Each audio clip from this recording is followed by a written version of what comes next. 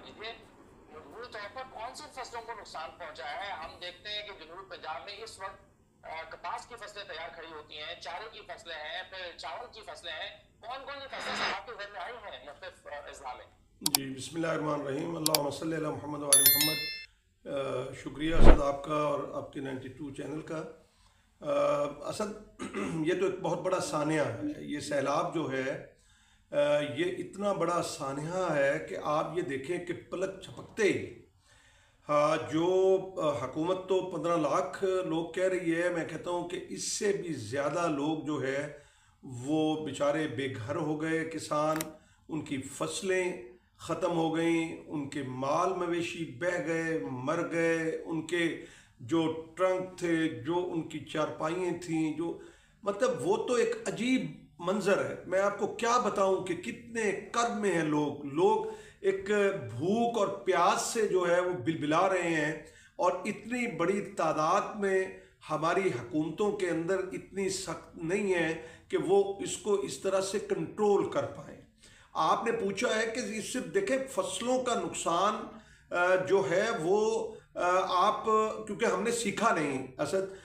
2010 के अंदर सैलाब आया, कुछ नहीं हुकूमतों में, वक्ती वावेला हुआ, बातें हुई और ख़त्म हो गया। 2022 के अंदर आया, अक़वाम मुत्तहिदा ने आपको रिपोर्ट दी कि 10 अरब डॉलर का नुकसान हुआ, तो हमने कोई उसमें सबक सीखा नहीं। कहते हैं कि कुदरती आफात से लड़ा नहीं जा सकता, हाँ लड़ा नहीं जा सकता, लेकिन बरवक्त इक़दामात से उस नुकसान को कम किया जा सकता है।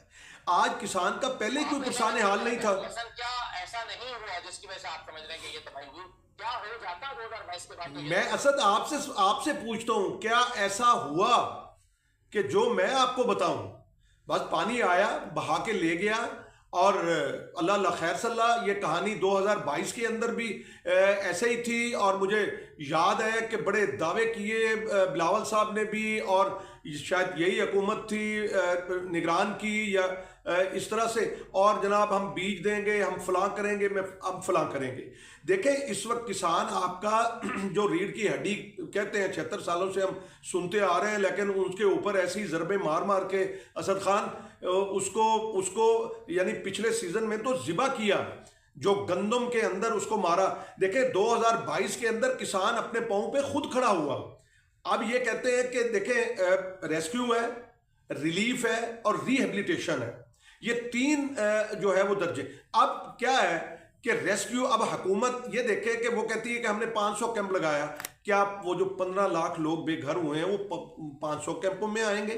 तो हुकूमत को मानना चाहिए कि वो अकेले उसके बस की बात नहीं है। लोगों को जो हुकूमत की तरफ से वो आपका मीडिया दिखा रहा है, वो जो चावल दिए जा रहे हैं वो एक पूरी फैमिली को आधे किलो का या पाव का जो है वो पैकेट थमा दिया जाता है, तो ऐसे काम नहीं चलेगा। देखें आगे आपकी आने वाला वक्त ग़िज़ाई बहरान ला सकता है। ये मामूली बात नहीं है कि आपका कमो पेश जो है, अभी तो ये हेड मोहम्मद वाला तक आया है, अभी आपकी हमारा ये जो रहीम यार खान की पट्टी है, यहाँ से बहुत बड़ा रेला जो है वो गुजरना है, और ये फिर सिंध के अंदर भी जो है वो इसी तरह से जो है अल्लाह खैर करे, अल्लाह ताला जो हिफाजत करे। तो उसमें आप देखें आपको सब्जियाँ नहीं मिलेंगी, आपको बहुत महंगी मिलेंगी, आपको गंदम देखें जो किसानों ने इस वक्त भी सब्जियों की कीमतें बढ़ गई हैं, शायद वो कनेक्टिविटी डिस्टर्ब हुई है जी, या सब्जियां खराब हुई हैं, दूसरा लेकिन दोनों सूरतों में अभी हम देख रहे हैं कि महंगाई बढ़ गई है। खान साहब गुजारिश ये है कि हम, अल्लाह माफ़ करे, हम वो कौम हैं कि हम अपने पेट को आगे रखते हैं। हमारा कोई ऐसा तबका नहीं है जो इस वक्त के अंदर, सबसे बड़ी जो मैं आपको बात बताऊं कि जानवरों के लिए चारा नहीं है। मैं कहता हूं कि हुकूमत सब काम छोड़ दे। इसी लाइव स्टॉक ने पिछली दफ़ा आपको जो है वो 0.56 ग्रोथ दी थी। आप वो किसान जो है वो उसकी कुल कायनात है, उसको फसलें तो उसकी तबाह हो गई। अब उसका जो माल मवेशी जो हम हमेशा ये बहस करते हैं सैलाब के दिनों में, बुखारी साहब के किसानों को जरूरत क्या है? कंपनसेशन चाहिए, या अगली फसल काश्त करने के लिए बीज चाहिए, या जो उनकी फसलें तबाह हो गई हैं उसका इजाफा चाहिए? किसानों की डिमांड क्या होती है इस तरह की सूरत हाल में? एक तो मैं आपसे ये जानूंगा, दूसरा वापस आते हैं, एक तो महमूद बुखारी साहब के सामने मैं रखता हूँ कि उनकी डिमांड किसानों की इस वक्त क्या है या जरूरत क्या है, क्या हुकूमतों को इस सेगमेंट के लिए क्या करना चाहिए, क्योंकि इसका बहुत ही नेगेटिव इम्पैक्ट पाकिस्तान की जीडीपी के ऊपर भी आता है। और तो हम कोशिश करते हैं अब इस वक्त जितना नुकसान हो गया है, जाहिर ऐसे किसान भी मुतासर हुए हैं, इससे गवर्नमेंट की जो जरूरियात हैं, आवाम की जरूरियात हैं, वो भी मुतासर हुई हैं, और फिर जीडीपी के ऊपर भी इसका असर पड़ेगा। लेकिन सबसे पहले ये बता दीजिए कि किसानों को इस वक्त जरूरत अब किस चीज की होगी, सैलाब उतरने के बाद उनकी सबसे पहली जरूरत क्या है? जी असद, गुजारिश ये है कि इस वक्त जो सूरत हाल है उस पर हुकूमत को ज़री एमरजेंसी नाफिज करनी चाहिए, और फिल फौर एक जंगी बुनियादों के ऊपर, जिस तरह हमारे फ़ौज के जवान बॉर्डर सिक्योरिटी के जवान हैं और कुर्बानियाँ देते हैं, इसी तरह फूड सिक्योरिटी के लिए किसान कुर्बानियाँ देता है। किसान कभी जो है वो सांपों से डसा जाता शहीद हो जाता है, और किसी वक्त गर्मी की शिद्दत और सर्दी की वजह से नमूनिया से मर जाता है, तो वो भी जवान है। मैं कहना ये चाहता हूँ हुकूमत को कि इसको आप फिल फॉर इसकी मदद कीजिए। पूरा डाटा आपके पास मौजूद है, इनको सिर्फ आप कागजी तौर पर जो है ना वो ना लीजिए, वरना मुल्क का बहुत नुकसान होगा। पहले भी नुकसान हुआ, आपने गंदम में अपनी मर्जी करके आज आप देख रहे हैं कि गंदम जो है वो आज 1900 रुपये जो है वो रेट बढ़ गया है कराची में, और पंजाब के अंदर भी, खैबर पख्तूनख्वा के अंदर भी, गलत पॉलिसियों की वजह से। आप जिद मत कीजिए। मैं कहता हूं कि किसानों को जितने भी इनके बिजली के बिल हैं, ट्यूबवेल्स के, इनके घरों के, उनको मैं अवैस लगारी साहब को ये जो गुजारिश करना चाहता हूं खुदा के लिए कि ये जुल्म मत कीजिएगा कि उनसे आप बिल लें। लोग मरे हुए हैं, लोगों को गंदम ने और बाकी फसलों ने मारा है क्योंकि हुकूमत ने उनको रेट नहीं लेने दिए। आप उसके बाद उनके जो ट्यूबवेल डैमेज हुए हैं वो आप जो है वो उनको लगवा के दीजिए, उनकी एक एक एकड़, ताकि अगली फसल वो खुश होकर लगाएं। अगर आपने आबियाना जो है माफ करें, आप इनको इनके सर पे हाथ रखें किसानों के ऊपर, आप इनके जो जरी पैकेज है उसके ऊपर जो है वो आप जो है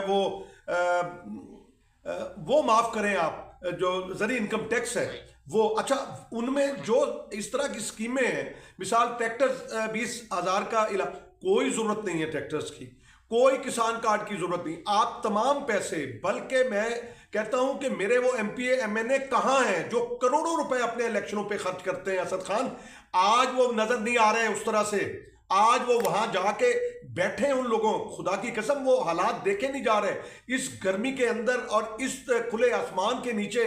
वो देखे हुकूमत अकेली नहीं लड़ सकती। मैं ऐसे बात करूं, जो इदारे काम कर रहे हैं उनको मैं सलाम पेश करता हूं, 1122 है या दीगर इदारे हैं। हमारे ऑफिसर भी स्ट्रेस लेके, पतोगी में एक ऑफिसर की डेथ भी हुई है, तो वो अपनी जगह अपनी ताई कर रहे हैं। लेकिन ये इतना बड़ा डिजास्टर है कि हम सबको मिलके जो है वो इसके लिए करना है। लेकिन गवर्नमेंट की सबसे जो बड़ी जिम्मेदारी है वो यही है कि गवर्नमेंट जो है वो किसानों को उनका जो नुकसान है उसका इजाला करे। 2022 की तरह ना करे कि जी हम ये बीज दे देंगे, हम फलां करेंगे, नहीं। जो उसके देखें, चावल की फसल आपकी बिल्कुल तैयार खड़ी थी, जो हमारा जो अपर पंजाब है और वो उस तरफ का एरिया है सारा बर्बाद हो गया। हमारा यहाँ पे अपना कॉटन जो है वो खत्म हो गई। आपकी सब्जियां, कल को बता रहा था कि धनिया नहीं मिला, 100 रुपए का उसने वो लेने गया। तो इस तरह के हालात जो है उसको काबू में रखने के लिए तो आपको ये चाहिए कि आप किसान के साथ खड़े हों, और प्राइवेट सेक्टर जिससे सनत चलती है उन लोगों को भी चाहिए कि वो आगे बढ़ें और अपने अपने एरियाज के अंदर, अपने अपने इलाके के अंदर जो है वो किसानों की और उनके जानवरों का चारे का बंदोबस्त जो है वो करना चाहिए, चाहे बाहर से मंगवाएं। देखें असद खान, ये अपनी तनख्वाहें बढ़ाते हैं, अपनी मराद बढ़ाते हैं, अपने फॉर्चूनर और डाले और अपनी गाड़ियां और अपने जो सेहत के, ठीक है, तो एक किसान के लिए करते हुए बिल्कुल ठीक है। जानवरों के चारे की जरूरत इस वक्त है, अशद जरूरत है। हम ये देख भी रहे हैं कि एक तो जिनकी भैंसें मर गई, जानवर मर गए, उनको बहुत नुकसान हुआ है।